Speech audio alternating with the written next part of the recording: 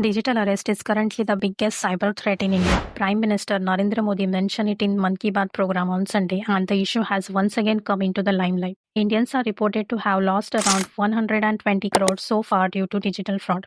Also, the number of fraud complaints has reached to 15.56 lakhs. Prime Minister Narendra Modi has given some solutions to escape from this digital arrest. So, what are those solutions? What is digital arrest? Is there an arrest in digital arrest? You will get answers to many such questions from this video. So please watch this video until the end. Don't skip and don't forget to subscribe to channel.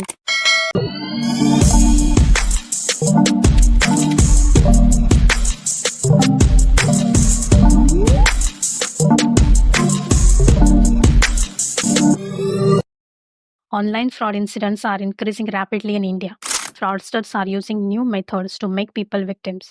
One of them is digital arrest, which was mentioned by Prime Minister Narendra Modi in the 115th episode of Mann Ki Baat. He has advised the people of country to be careful during this event. Some tips are also given. So before we get to that, let us see what is digital arrest. Digital arrest is a new type of cyber fraud. Fraudsters make video calls by posing as officials from major departments like police, CBI, RBI, and narcotics. Their clothes are also similar to the police, and a set suitable for calls is also set up. Your parcel arrived and drugs were found in it. Your son has been arrested on rape charges. A complaint has been registered that you collect extortion from people. Like this, various reasons they are going to tell you. And they have your name, Aadhaar card details, as well as PAN card details. Now you say it's all secure, then how do they know? I will also tell you that at the end of this video, because they have real details of people. People think they are really police or some government officials. Fraudsters speak with complete confidence and fear legal action. That makes people believe that they are really valid. During the conversation, the people is put under so much psychological pressure that the person sinks deeper into prove himself innocent. And that person starts thinking, when did I do that? And if something like this has happened, they are afraid to file the complaint to save their respect in the society. Well, those who have done nothing, do they survive this? Someone will cut the video call. So this fraudster threatened that if you cut the call, our team will come home and arrest you immediately. This call is also made by setting up a police station, court set on occasion. And in the very first interrogation, the victim is subjected to such harsh interrogation that he collapses. Also, in the name of virtual search, the victim is forced to undress on a video call. There are few things you need to do if you want to get out of this situation.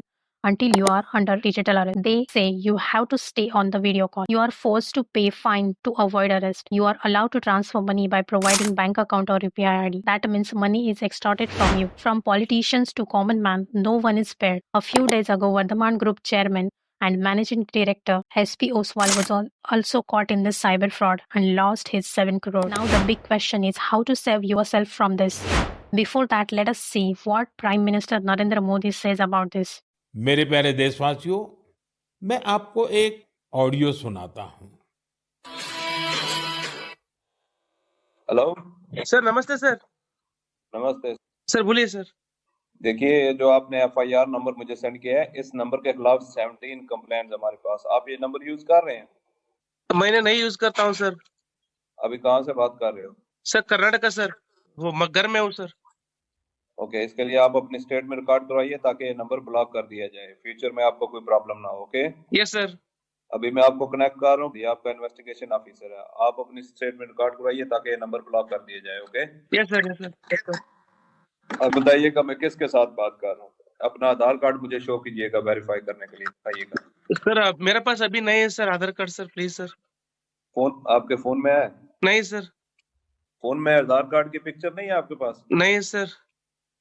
Number याद है आपको? Sir नहीं है sir, number भी याद नहीं है sir. हमने सिर्फ वेरीफाई करना है। ओके, वेरीफाई करने के लिए नहीं सर। आप डरिए ना, डरिए ना। अगर आपने कुछ नहीं किया तो आप डरिए ना। हाँ सर, हाँ सर। अगर आपके पास आधार कार्ड है तो मुझे दिखा दीजिए वेरीफाई करने के लिए। नहीं सर, नहीं सर, मैं गांव को आया था सर, घर में है सर। Okay coming. जय हिंद। इस व्यक्ति के वन साइड वीडियो का रिकॉर्ड करो as per the protocol. Okay, ये ऑडियो सिर्फ जानकारी के लिए नहीं, ये कोई मनोरंजन वाला ऑडियो नहीं है। एक गहरी चिंता को लेकर के ऑडियो आया है। आपने अभी जो बातचीत सुनी, वो डिजिटल अरेस्ट के फरेब की है।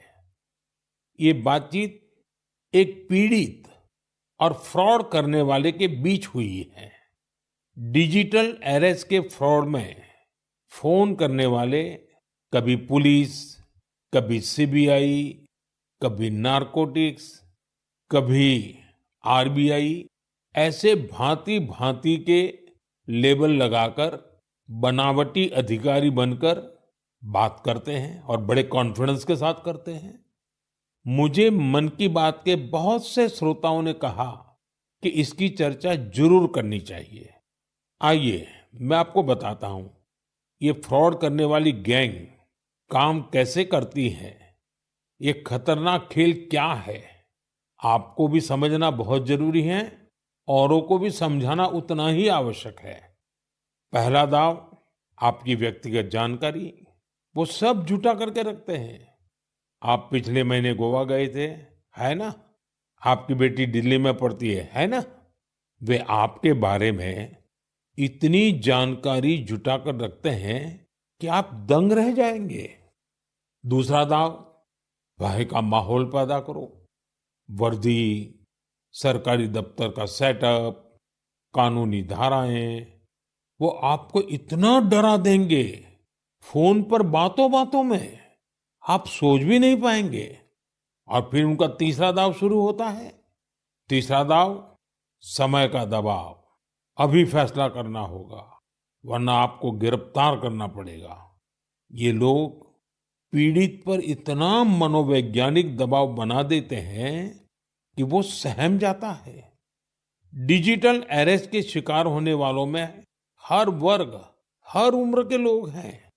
लोगों ने डर की वजह से अपनी मेहनत से कमाए हुए लाखों रुपए गंवा दिए हैं।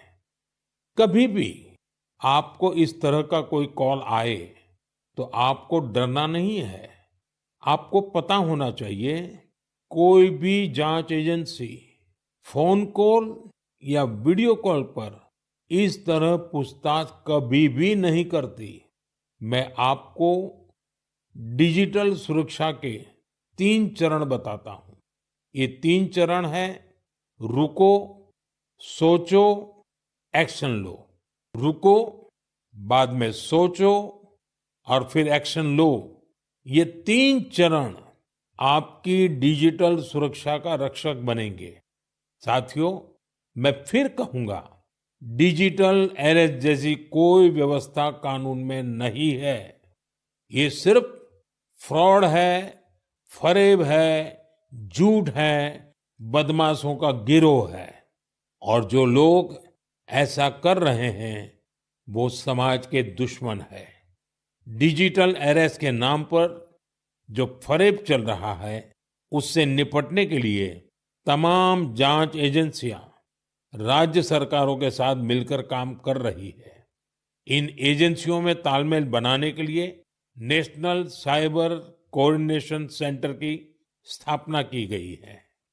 एजेंसियों की तरफ से ऐसे फ्रॉड करने वाली हजारों वीडियो कॉलिंग आईडी को ब्लॉक किया गया है। लाखों सिम कार्ड, मोबाइल फोन और बैंक अकाउंट्स को भी ब्लॉक किया गया है। एजेंसियां अपना काम कर रही है, लेकिन डिजिटल अरेस्ट के नाम पर हो रहे स्कैम से बचने के लिए बहुत जरूरी है हर किसी की जागरूकता, हर नागरिक की जागरूकता। जो लोग भी इस तरह के साइबर फ्रॉड का शिकार होते हैं, उन्हें ज्यादा से ज्यादा लोगों को इसके बारे में बताना चाहिए। आप जागरूकता के लिए हैशटैग सेफ डिजिटल इंडिया का प्रयोग कर सकते हैं। मैं स्कूलों और कॉलेजों को भी कहूंगा कि साइबर स्कैम के खिलाफ मुहिम में छात्रों को भी जोड़े। समाज में सबके प्रयासों से ही हम इस चुनौती का मुकाबला कर सकते हैं। We also have to use these 3 points: stop, think, and take action. Don't fear getting caught in a crime you didn't commit after receiving a video call from a cyber criminal. After getting caught in the web of cyber criminals, switch off the phone as soon as he talk about digital arrest, because police or any government agency never make video calls and they don't ask to transfer money online. Take a screenshot or record the call if possible. Inform the nearest police station. Report to cybercrime helpline 1930 to avoid fraud, or register a complaint on the portal cybercrime.gov.in. Now, the most important question is, how do these criminals get your information? Aadhaar card numbers of most people in the country are now public.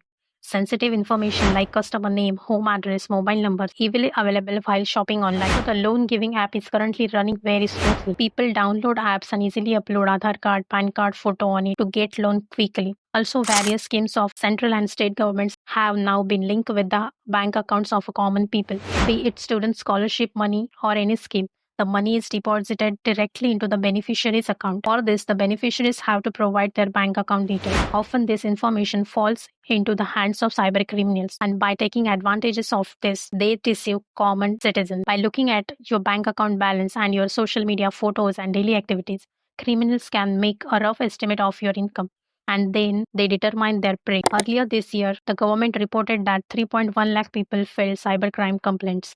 It is believed that the technology expands, ease of transaction increases, the circle of convenience also widens, but the crime also increases. So it is very important for us to be careful in everything. Before taking any action, first stop, think carefully, and then act. There is a video on channel about how to stay safe in this world of internet. It will also come in English soon. Don't forget to watch it. Tell me how you feel about this video by commenting, and please don't forget to subscribe to channel, because your subscription motivates me to make new videos. And thanks for watching the video till the end.